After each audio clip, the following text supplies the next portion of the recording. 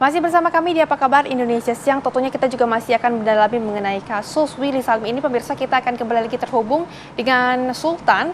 Sultan, ini bagaimana ada ketegasan dari Anda dengan melarang Willy Salim untuk datang lagi ke Palembang? Ya, betul. Jadi kalau dia tidak ingin memperbaiki apa yang dia lakukan, makanya kami secara adat dan juga secara masyarakat Palembang pada khususnya akan mengutuk dan mengharamkan dia datang ke sini untuk berbuat hal yang seperti itu. Otomatis secara psikologi adalah sanksi sosial yang kita berikan kepada dia, bahwa dengan seperti itu dia akan merasa bahwa secara psikologis dia tahu bahwa ini adalah perbuatan yang salah, membuat orang Palembang seolah-olah memiliki sifat seperti itu. Padahal kita ketahui Palembang ini memiliki budaya semon atau budaya malu, di mana kalau belum disuruh atau dimulai, mereka tidak akan makan apa-apa. Jadi mereka selalu menjunjung tinggi budaya. Makanya saya kaget bilang begitu tendang hilang, ini bukan budaya kita. Semua orang pun bilang ini bukan budaya kita, semua kaget semua. Siapapun yang datang ke Palembang pasti bilang itu bukan budaya Palembang. Makanya tolong klarifikasi dengan benar, silakan ke sini. Kita melakukan restorasi justice dengan melakukan tepung tawar bersama dengan lembaga adat supaya semuanya clear, jelas, dan nama baik masing-masing pihak bisa dipulihkan kembali.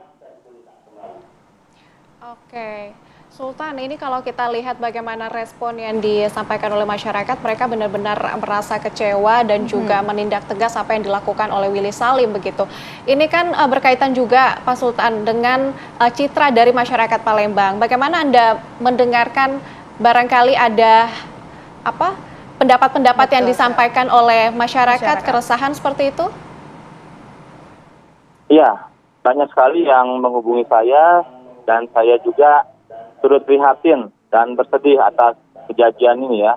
Citra bangsa Palembang yang dimana Palembang adalah kota tertua, sudah 1400 tahun Palembang berdiri di sini.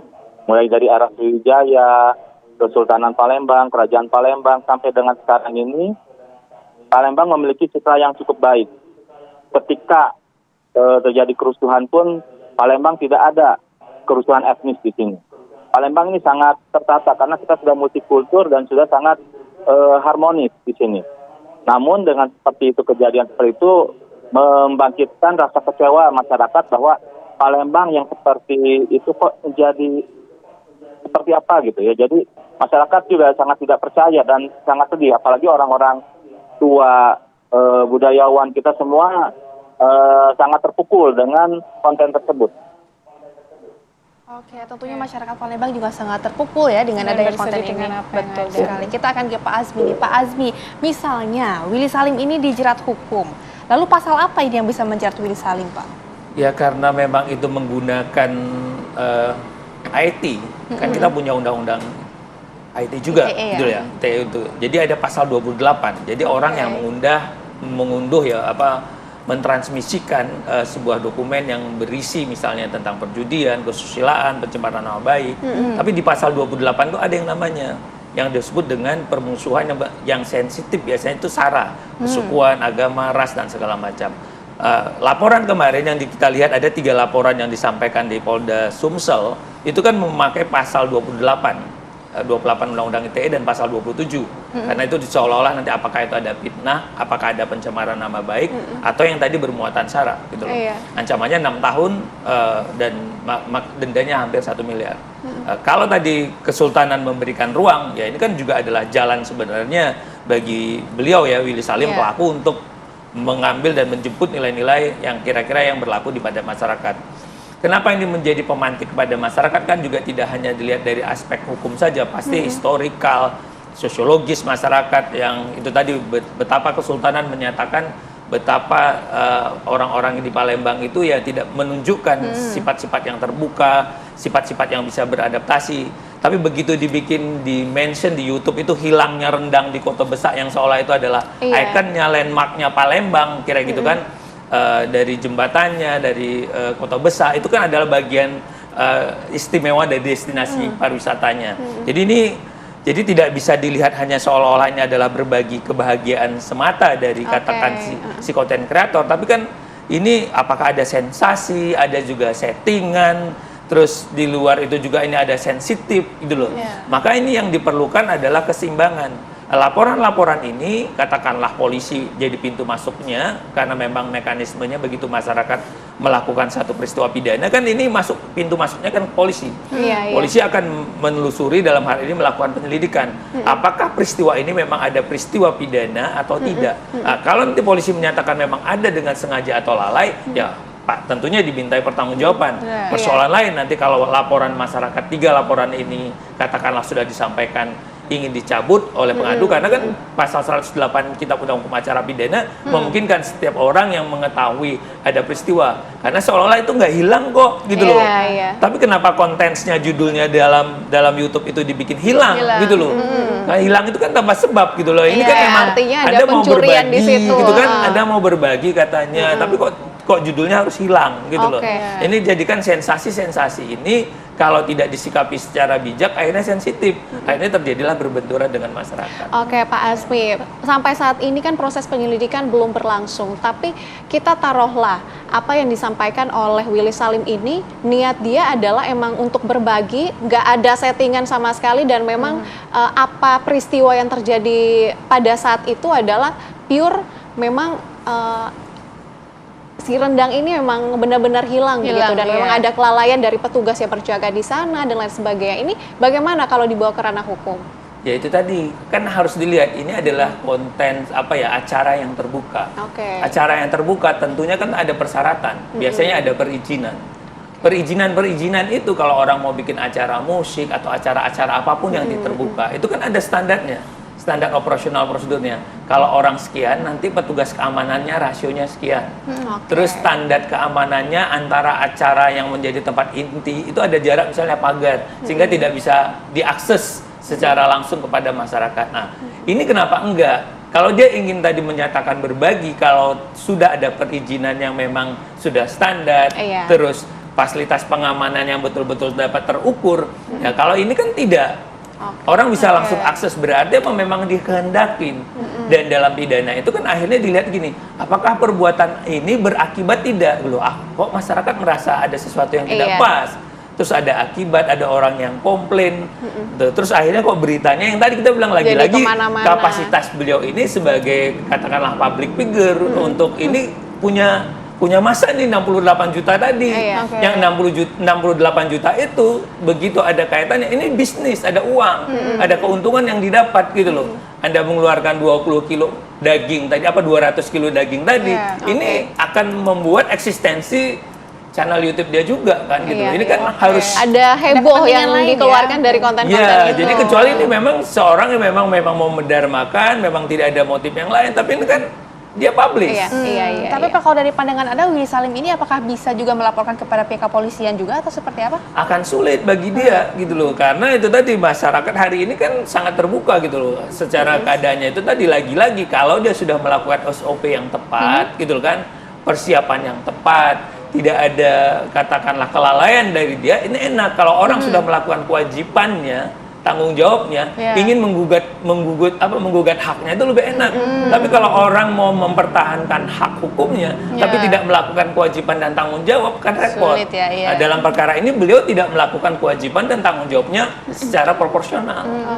Ini yang menjadi repot nanti. Pak Asmi, tadi Sultan juga sempat menyinggung tentang restoratif justice begitu.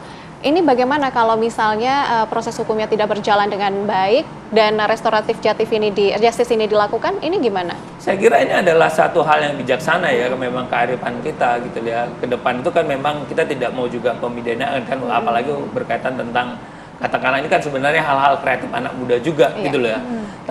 Sepanjang memang kedua belah pihak, artinya masyarakat Palembang secara umum semuanya, apalagi tadi udah difasilitasi oleh Kesultanan, saya kira ini harus disambut gitu loh. Ini adalah upaya pengembalian keseimbangan.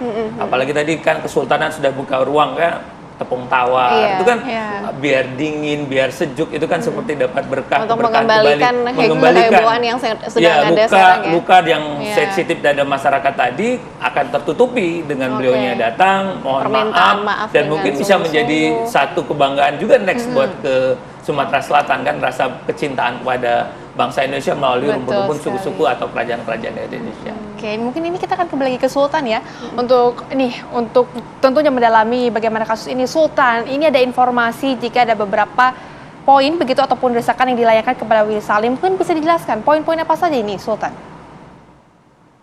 Ya, kita ada 5 poin yang kita berikan pada Willy Salim ya. Yang pertama, kita ingin segera dia mengklarifikasi dengan jujur ya, atau minta maaf secara langsung pada masyarakat Palembang, bukan hanya melalui video, tapi dia harus datang ke sini dan dibuat di dalam rapat adat Kesultanan Palembang Darussalam yang dihadiri oleh stakeholder. Terus kedua, kita akan melakukan tradisi tepung tawar atas tindakan Cempala Mulut sebagaimana adat Melayu Palembang yang tertulis dalam Kitab Undang-Undang Sembur Cahaya. Yang tiga, mendesak Willy Salim untuk mencabut dan men-take down video yang terkait dengan kegiatan masak tendang di PKB yang berujung pada konten penghinaan atau bulian daripada masyarakat terhadap konten tersebut dan membuat fitnah di media, yang menjadikan fitnah bagi kami di media sosial. Yang empat, mendukung gerakan masyarakat Palembang menuntut Willy Salim melalui jalur hukum bila dia masih tidak melakukan kedatangan ke sini. Dan kelima, apabila Willy Salim tidak mengindahkan tuntutan ini, maka kami Restorma Kesultanan Palembang Darussalam dan segenap masyarakat Palembang menyatakan mengutuk dan akan memberi aranan namo pada Willy Salim dan mengharamkannya datang ke Palembang sepanjang umur hidupnya karena dia tidak memiliki itikat baik pada wong Palembang. Demikianlah maklumat ini. Ya. Oke, Sultan, tentunya kita berharap agar kasus ini dapat selesai secara damai. Terakhir, kami ingin kembali ke Pak Asmi. Pak Asmi, saat ini kan memang banyak sekali konten kreator yang berhadapan dengan hukum. Apa imbauan Anda untuk konten-konten kreator ini? Ya, boleh saja bikin ide-ide yang unik, yang original, tapi perhatikan standar-standar yang memang harus dilakukan gitu. Jadi tidak semata-mata mencari sensasi, apalagi judul-judul. Kita pasti bayangkanlah bagaimana media ataupun konten kreator itu ingin memantikkan judul-judul itu supaya terlihat menarik gitu loh, sehingga orang akan mau datang singgah kan ke channel-channel atau platform-platform yang disediakan itu gitu loh. Jadi ya ke depan tolong standar, apalagi berkaitan di ruang publik gitu loh. Kan untuk masak itu kan banyak orang, ada keselamatan dan sepanjang SOP standar keamanan sudah dilakukan itu oke. Tapi kalau itu tidak dilakukan, ya berarti ada dong motif lain yang mau dituju. Berarti ada dominasi gradasi tujuan lain dari hal itu sebenarnya. Dari konten apalagi yang tadi kan terhadap konten-konten kreator yang sudah punya followernya sampai puluhan juta, gitu kan, 68 juta, pokoknya 20-an juta, ya menurut saya dia harus punya standar yang untuk pengamanan itu. Saya kira ini harus kita dorong anak-anak muda yang kreatif, konten-konten yang bagus, yang berdampak sosial gitu loh. Tapi kita ingatkan agar aturan hukumnya dipatuhi. Oke, artinya kreatif boleh, tapi harus memikirkan dampaknya juga seperti apa ya. Terima kasih banyak Pak Azmi sudah bergabung bersama dengan kami. Tadi juga ada Sultan dari Palembang. Terima kasih sudah bergabung juga. Selamat kembali beraktivitas dan semoga kasus ini juga segera diberikan titik terang. Oke. Pemirsa, kami juga akan hadirkan informasi lainnya di mana Lebaran sudah di depan mata. Iya, berangsur-angsur nih pemirsa, warga terpantau mulai untuk memadati sejumlah jalur dan juga mode transportasi pasca mudik. Nanti kita akan hadirkan informasinya pemirsa, tetaplah bersama kami di Apa Kabar Indonesia Siang.